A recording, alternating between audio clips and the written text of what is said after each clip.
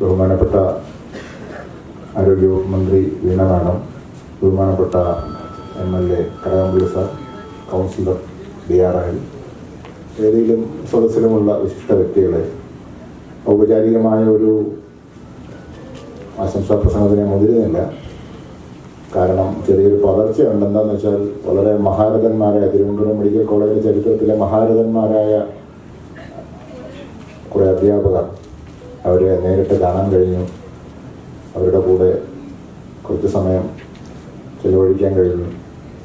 അതിലുപരി തിരുവനന്തപുരം മെഡിക്കൽ കോളേജിൻ്റെ ഒരു ഫ്ലാഗ്ഷിപ്പായ surgical gastroenterology, both as part of administration, പിന്നെ അതിലുപരി അനസ്തീസിയ, ഈ രണ്ടിൻ്റെ ഭാഗമായി MPG ആയിരുന്ന കാലം മുതൽ സഹകരിക്കാൻ കഴിഞ്ഞിട്ടുണ്ട്.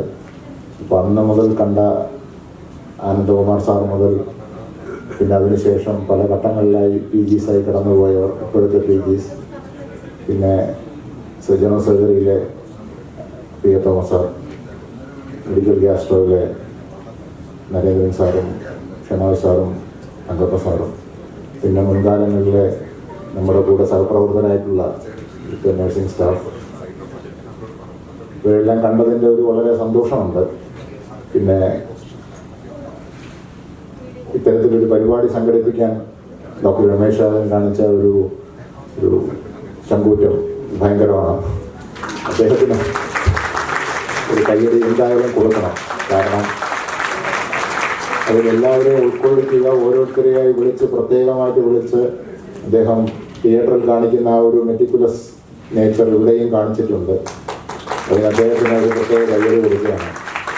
ഇനിയും ഈ ഡിപ്പാർട്ട്മെൻറ്റൽ ലെഗസി, 3 ലിവർ ട്രാൻസ്പ്ലാന്റ് ഇവിടെ സക്സസ്ഫുള്ളായിട്ട് നടന്നു. ആ 3ലും അനസ്തീസിയയുടെ ഭാഗമായിട്ടും അഡ്മിനിസ്ട്രേഷൻ്റെ ഭാഗമായിട്ടും കോർഡിനേഷൻ്റെ ഭാഗമായിട്ടും എനിക്കും പങ്കെടുക്കാൻ കഴിഞ്ഞു. പിന്നെ സർജിക്കൽ ഗ്യാസ്ട്രോക്കാർ ആവശ്യപ്പെടുന്ന മിക്കവിധ കാര്യങ്ങളിലും എന്നാലാവുന്ന വിധത്തിലുള്ള സഹായങ്ങൾ ചെയ്തു കൊടുക്കാറുണ്ട്.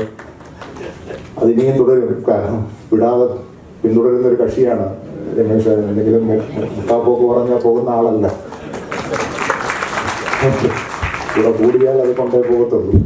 അപ്പോൾ ഇനിയും അതേപോലെ ഈ ഒരു ലെഗസിയുടെ പതാകവാഹകരായി രമേശ് നായർ സാറിൻ്റെ കീഴിൽ ഈ ഹോൾ ഡിപ്പാർട്ട്മെൻറ്റ് പടർന്ന് പന്തലിക്കട്ടെ.